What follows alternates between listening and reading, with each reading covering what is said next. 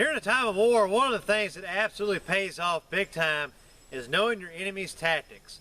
Today, we're going to talk about how that is going to help you in a firefight.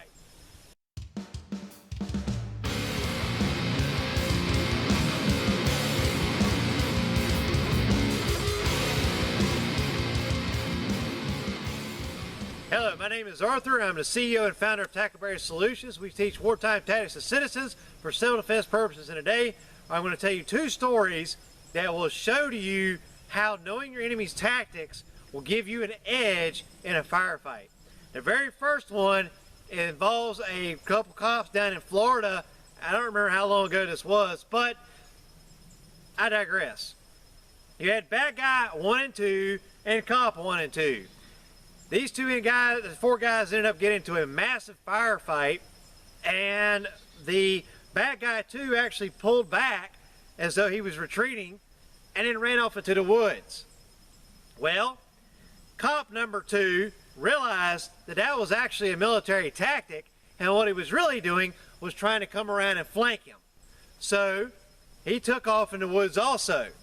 He ended up ambushing and intercepting and ambushing bad guy number 2 and eliminated him. Then he turned the tide of the battle, because then he came around and flanked bad guy number 1. Now bad guy number 1 was caught into an L-shaped ambush. Had a guy at his point and had a guy off to his flank. And he was getting hit in an L-shaped ambush from 2 different directions and realized he wasn't going to make it through that. He very quickly surrendered. Cops were the victors, right? Bad guys lost. Good guys won. Why? Because the one guy had served as an infantryman in the Army several years prior, and he recognized Battle Drill 1 Alpha when he saw it. So instead he countered it and was able to completely turn the tide of the battle. That is why knowing infantry tactics can absolutely help you get through a situation such as that, or others. It'll help you turn the tide of the battle. Now, let me give you another situation, another story that involves close quarter combat. But in order to do this, I got to teach you a little something about close quarter combat. When you go to breach a building, you're sitting ready to breach the door, you have to do what's called a stack. You come up, the point guy stops, and he's covering the door. The next guy comes up, puts his shoulder right up on his back, and he's covering anything out to this side. Ditto the next guy. The last guy has got his back up against him, and he's facing the rear. Wall is over here, right?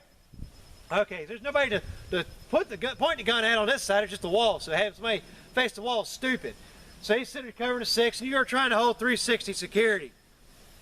Rear guy comes around, breaches the door, bam, everybody just rushes in. The reason you stack up like that and you're on top of each other is when you get that go, you just kind of fall through the door, basically. Everybody's kind of whoop, and you kind of just rush into the room, and you have points of dominance, and you overwhelm the enemy with precision fire, and you take the room, right? Okay.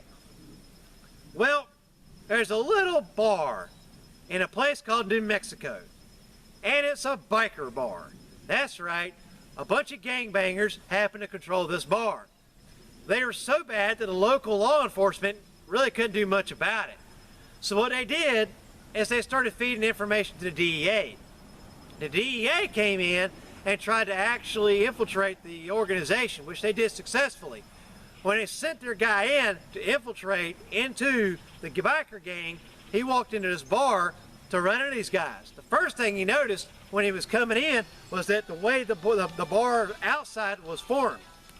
He noticed that there was a huge wall that led right to the door with a normal wall here. So they had built a wall here that would prevent someone from stacking. So if they were going to breach, they had to stack on this one wall. He opened the door and walked in, didn't think much about it until he looked over his shoulder and he realized that on the other side of that wall was the outline silhouettes of a group in a stack. That's when it clicked in his head. What they were doing was they were sending a message to anyone that walked to that door, any law enforcement. If you try to raid this facility, we're going to know right where you are when you stack up, and we're going to shoot your ass right through the wall. We know your tactics. So, had they tried to breach that wall, that room, that building and raided the bar, they would have got ate alive in the stack, and they would have never made it in the door. Therefore, what they ended up having to do was change their tactics and ended up getting these guys rounded up one by one and picking them up at different locations, usually while they were in transient. When they raided a bar, they actually had guys covertly infiltrate the bar in order to drink, posing as bikers and things of that nature, and ended up raiding the bar from the inside. They never actually did a stack. So, knowing your enemy's tactics can give you a very distinct advantage. In that case, it prevented the law enforcement from actually stacking up on the wall and trying to facilitate a typical dynamic breach on the structure. So, would it pay off to know your enemy's tactics? Yeah, absolutely. That's why it would pay off to know infantry tactics, close quarter combat, anything else you can think of. Any form of warfare that you can learn, I don't care if it's with a sword, it would pay to learn that and to know that. Thank you guys very much for watching. Please like the video, subscribe, and all that other gay YouTube stuff. And if you want to join in our email series, you can jump and hit the link below, and you can join that and learn a bunch of other cool stuff too. Thank you guys very much for watching. Y'all have a great day.